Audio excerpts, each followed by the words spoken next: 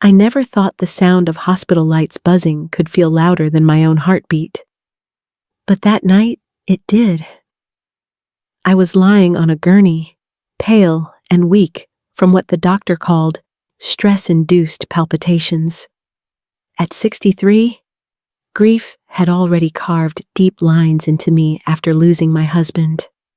And now, my body seemed to be warning me that I couldn't keep pretending everything was fine. I clutched my phone, desperate for comfort, expecting that at least my son would be there for me. The hospital staff had called him. Surely he would walk through those doors. Instead, what I saw when the screen lit up was a fresh notification on social media. My daughter-in-law had tagged me in a post. For a fleeting second, I thought maybe it was a message of concern, a get-well wish, a simple acknowledgement that I still mattered. But no, it was a family dinner photo. There was my son, smiling at the head of the table, his wife, radiant in the seat that had once been mine, their daughter, my granddaughter, laughing as though the world was perfect. My dining table, my house, every corner of the photo was familiar. Only one thing was missing me. And then I saw the caption, words that stung sharper than any needle in my IV. Finally, a day without the drama queen. Family dinner is so much more peaceful. My chest tightened, and it wasn't just the arrhythmia this time. The likes were already climbing. Even relatives had chimed in with laughing emojis, as though my absence from my own family's life was something to celebrate. I stared at the photo until the room blurred. While I was alone under harsh fluorescent lights, they were in my home, eating my food, celebrating not my presence, but my disappearance. I had always feared being forgotten, but this was worse. This was being erased on purpose. The nurse returned with discharge papers and asked if my son was on his way. I swallowed hard, glanced at the timestamp on the post, and knew the truth. He wasn't coming. He had chosen comfort, laughter, and a staged photo over his mother lying in a hospital bed. In that moment, something inside me shifted. The heartbreak was still there, raw and suffocating. But beneath it, I felt the slow burn of anger. They weren't just neglecting me, they were enjoying life without me, mocking me as though I were some burden to be laughed at. And that was the moment I realized this wasn't just about one dinner or one hospital visit. This was about something far deeper, something that had been building for years. When I look back, I can still remember how it felt in those first months after my husband passed. The house was too quiet, too heavy with memories. Every room carried his voice, his laughter, the way he always left his coffee cup by the sink. At first, I thought my son's sudden attentiveness was a blessing. He would stop by often, sometimes bringing his wife and their little girl. They told me I shouldn't be rattling around in that big house all alone. At the time, it felt like concern, like love. I let them convince me. The house was too much for me, they said. It would be healthier to find a smaller place, somewhere I could start fresh. I agreed, because I trusted them. I believed that after so many years of putting family first, I could lean on them now. So I moved into a modest apartment, while they settled into my home, the home my husband and I had worked decades to pay off. They promised it was only temporary, just until they found their own place. Maybe a year at most. But a year turned into 2, then 3. Every time I asked about their plans, there was a new reason why it wasn't the right moment. A job loss, a school transition, some excuse that made me feel selfish for even bringing it up. And little by little, I began to realize how much of my life I had given away without even noticing. My mail was rerouted to make things easier. Bills and bank statements started going to the house I no longer lived in. They offered to manage the household finances, and I let them, thinking it was practical. I told myself I was just tired, that maybe they were better suited to handle these things. But as time passed, I stopped recognizing the place I used to call home. My furniture was gone, replaced by pieces that had no history with me. Photos of my husband and I vanished from the walls, replaced with smiling portraits of their own little family. When I visited, I felt like a guest in the house where I had once raised my son. It dawned on me slowly, painfully, that this wasn't forgetfulness. This wasn't oversight. It was careful, deliberate. Every step had been designed to edge me out, to make me invisible in my own family's life. And once that thought took root, I couldn't ignore it anymore. Something far darker was at play, and I needed to know the truth. At first, I told myself I was imagining things, that grief had made me sensitive, that maybe I was reading too much into small slights, but the signs kept piling up, and after a while, even I couldn't ignore them. It was little things at first. A birthday forgotten until days later. A holiday where I received a gift so thoughtless it might as well have been an afterthought. When I visited their home, my home, it always seemed as though I was intruding, as though they were tolerating my presence instead of welcoming it.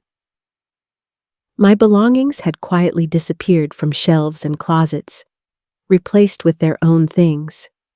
And every time I tried to reclaim some small part of what was mine, I was met with polite excuses or sudden distractions. Still, I tried to swallow it, until the night I ended up in the hospital. That social media post was the push I didn't know I needed. Lying in that bed, I realized that I couldn't keep dismissing the gnawing suspicion in my chest. Something was terribly wrong. The next morning, after being discharged, I sat down at my small kitchen table and made myself a promise I was going to find out exactly what had been happening behind my back. I started simple. I logged into one of my old bank accounts online, or at least, I tried to. The password I had always used didn't work anymore. Confused, I went through the steps to reset it, and when I finally got in, my hands went cold. There were withdrawals I didn't recognize, payments to companies I'd never heard of, automatic drafts for loans I hadn't taken. At first, I thought maybe it was a mistake. Maybe I had clicked something or forgotten some detail, but the more I dug, the worse it became. I pulled up my credit report, something I hadn't checked in years, and what I saw there made my stomach twist. Multiple accounts had been opened in my name. Credit cards with balances in the thousands, a personal loan for $20,000, even a home equity line I had never authorized. Each of them tied to the address I no longer lived in. My address? My house. As I scrolled through the statements, the story started to unfold in horrifying detail. Lavish restaurant bills every week, fitness club memberships, expensive clothing stores, even tennis lessons for my granddaughter, lessons she had never once mentioned to me. Trips booked to resorts in places I'd only ever seen in magazines, and all of it was being funded under my name, with my credit. My hands trembled as I printed every page I could access, watching the stack of paper grow higher. Each sheet was another betrayal, another proof that what I thought was neglect was something much darker. Then I noticed something that made my blood run cold. Every account listed my son's cell phone number as the contact. Every statement, every piece of mail, every inquiry. And I remembered how my daughter-in-law had offered, so kindly, to have my mail forwarded to the house, just to help me after my husband passed. That kindness had been the key to everything. They had been intercepting my information for years. I sat there staring at the papers, my coffee long gone cold, my heart pounding with a mix of rage and disbelief. I had thought I was giving my family stability and love. Instead, I had handed them the keys to dismantle my life piece by piece.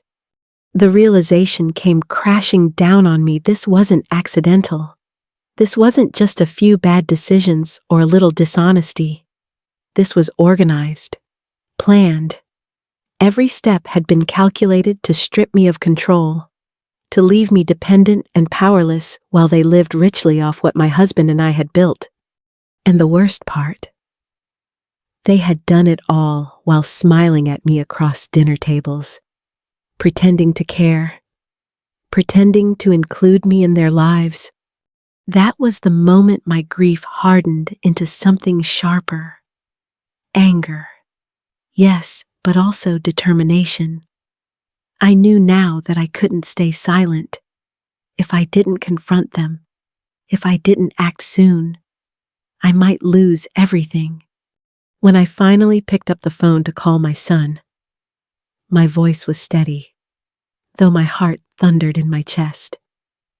I told him I knew about the accounts, the loans, the charges I had never authorized. His response wasn't denial, it was dismissal. He brushed it off like I was confused, like maybe I had imagined it, like grief had made me fragile and forgetful. For a moment, I almost let myself believe him.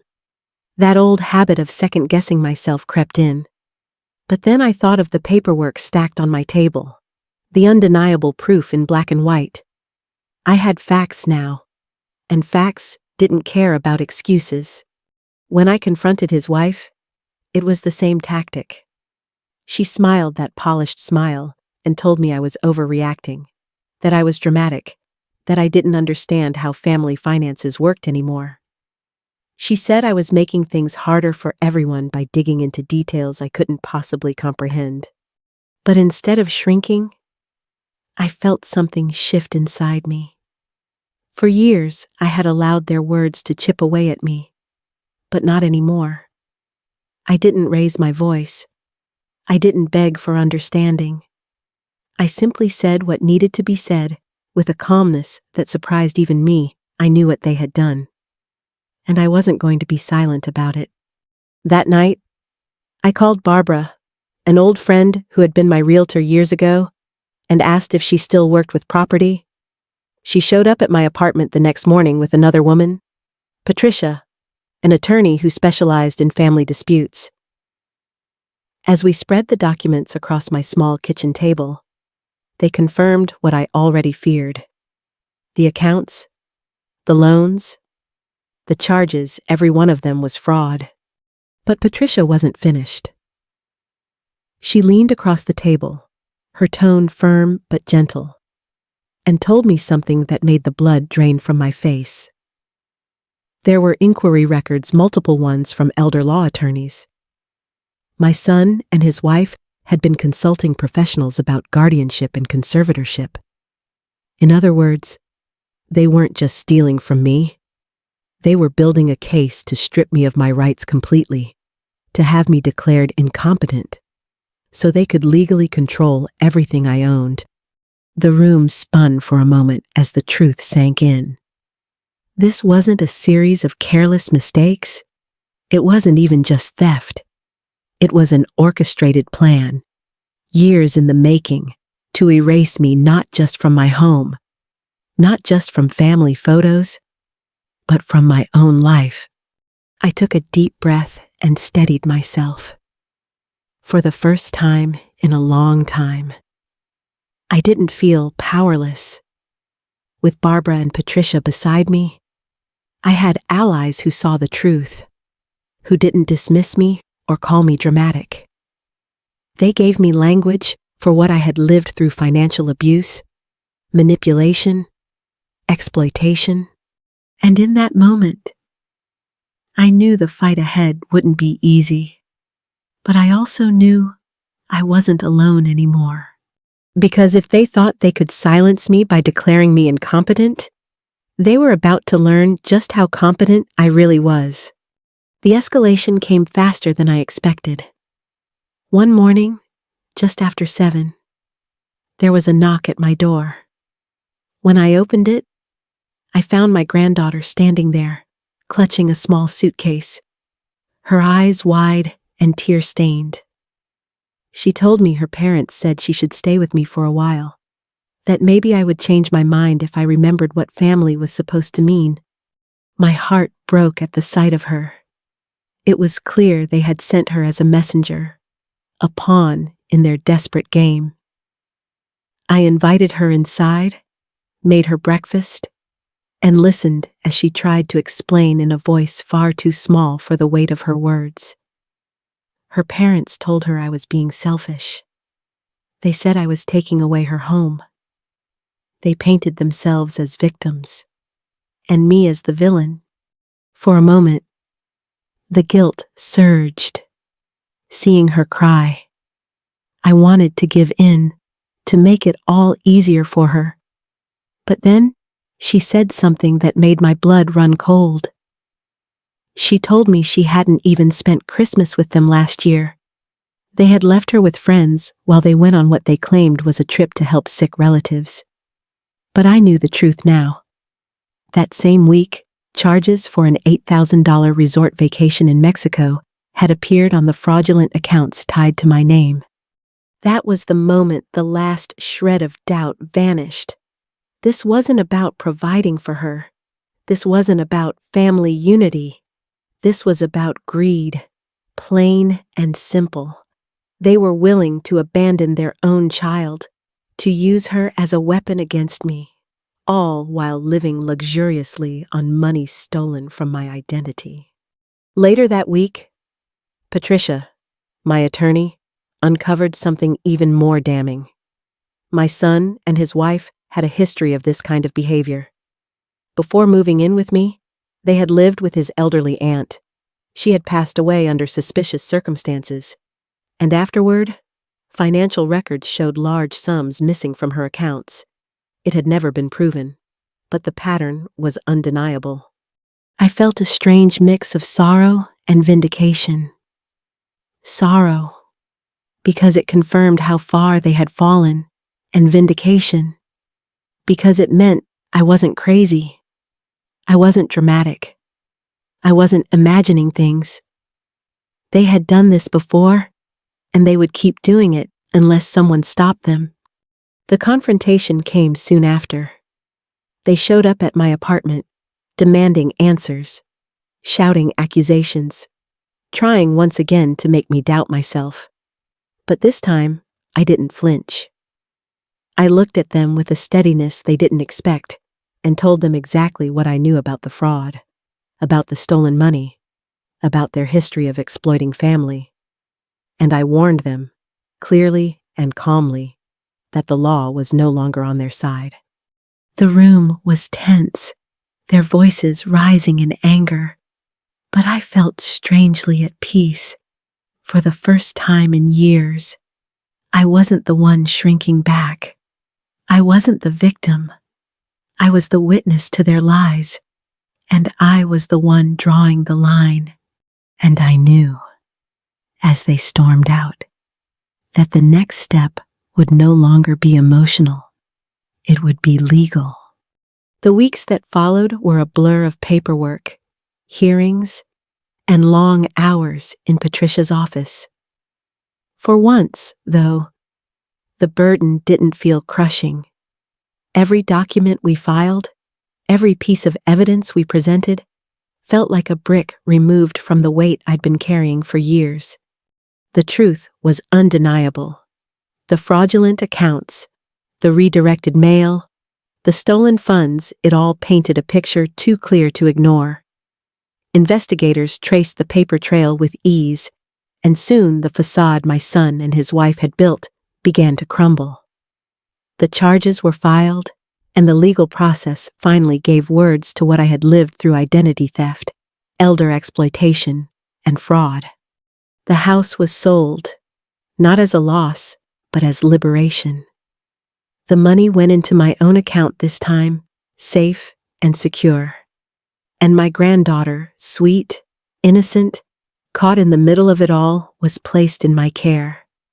The court recognized what I had known in my heart: she needed stability, honesty, and safety, none of which her parents had been able to provide.